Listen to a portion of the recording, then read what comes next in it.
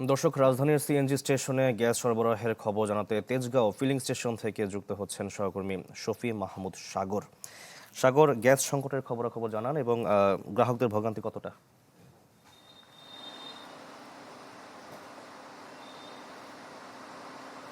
নগদ নিয়ে এলো হার না মানা হার অফার।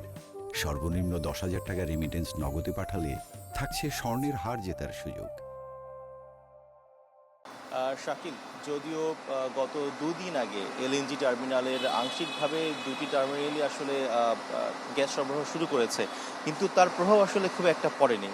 কারণ আমরা এখানে দেখতে পেয়েছি যে এই ফিলিং স্টেশনটিতে এসে আমরা দেখতে পেয়েছি যে গ্যাসের চাপ যেটি আসলে থাকার কথা ছিল কমপক্ষে 180 থেকে 200 PSI, কিন্তু সেখানে এখন মাত্র আছে 50 থেকে 60।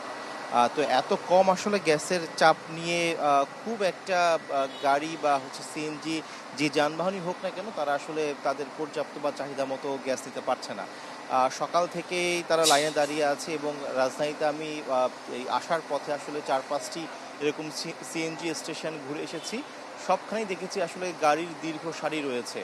আর এই তারা এতক্ষণ দাঁড়িয়ে থাকার পর, অর্থাৎ সকাল থেকে এই এখন বাজে সকাল 10টা, প্রায় 4-5 ঘন্টা দাঁড়িয়ে থাকার পর তারা গ্যাস পাচ্ছেন হয়তোবা কেউ 50 টাকা, কেউ 100 টাকা, কেউ 150 টাকা, যেটি দিয়ে হয়তোবা তাদের 2 ঘন্টা বা 3 ঘন্টা তারা এই গাড়ি চালাতে পারবে। তো আবার তাদের এরপরে এসে গ্যাসের লাইন দাঁড়াতে হবে।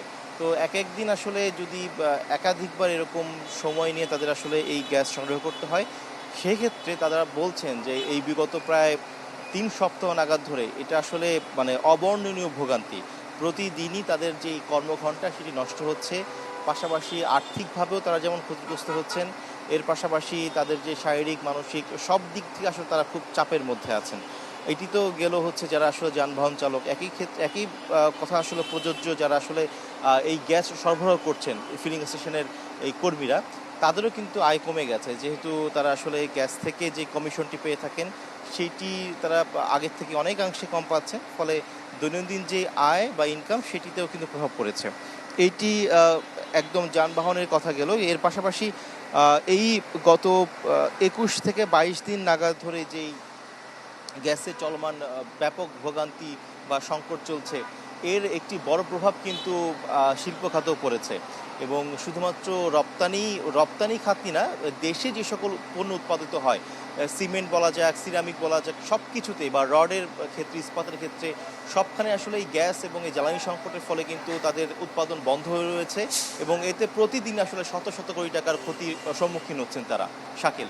জি, ঘরে বাইরে একই ভোগান্তি। ধন্যবাদ আপনাকে। দর্শক, তেজগাঁও ফিলিং স্টেশন থেকে গ্যাস সংকটের খবর আমরা তখন জানছিলাম।